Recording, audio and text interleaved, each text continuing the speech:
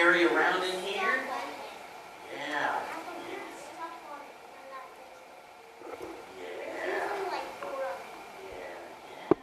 This is a very fancy little thing, isn't it? Now let's see if there's anything in it. I don't hear coins, so I'm guessing it must be full of $50 bills. No? What do you think's worth in coins? Let's see what's in here. Hey, where'd your money go, hon? I thought you put money in there. Uh-oh. What happened to that? It's magic. I'll tell you what, some magic thing is taking my coins away from this thing. Did you?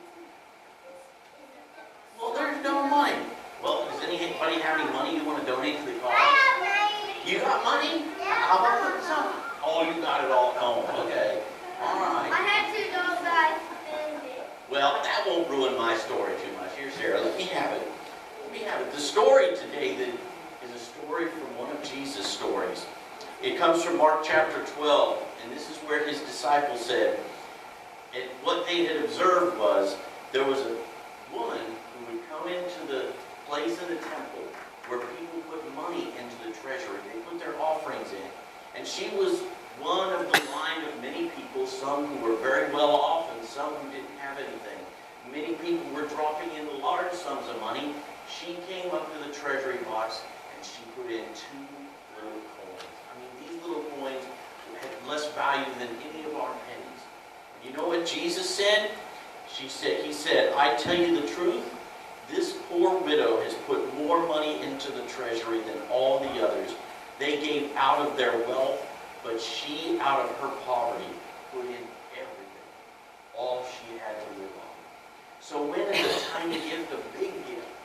It's when we give everything, right? Sometimes we think, well, I don't have much, you know. I was only going to have like 75 cents in here, and somebody must have reached into my pocket and picked that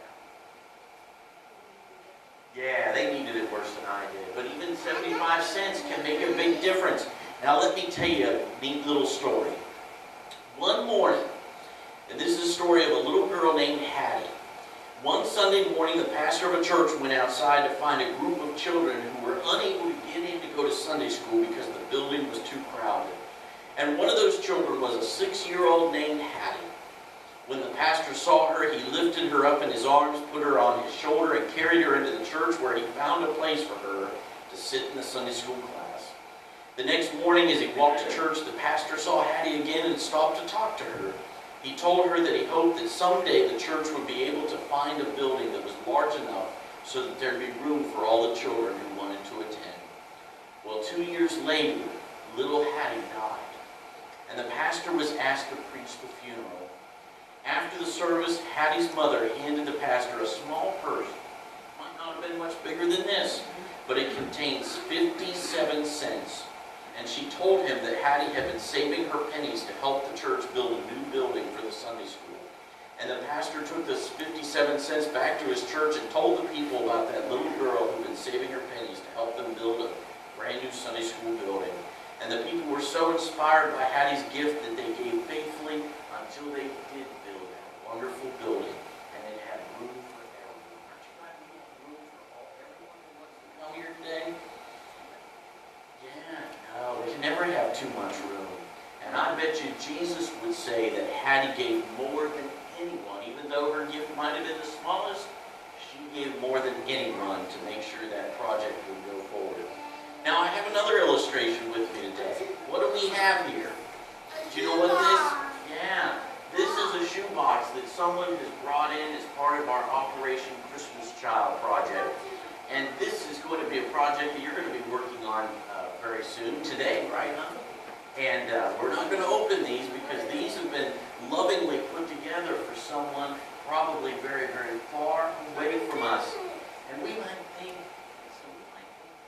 what difference can a box like this make? It can make a huge, huge difference. So let's never underestimate the value of even small gifts like this, because they can change the world for someone.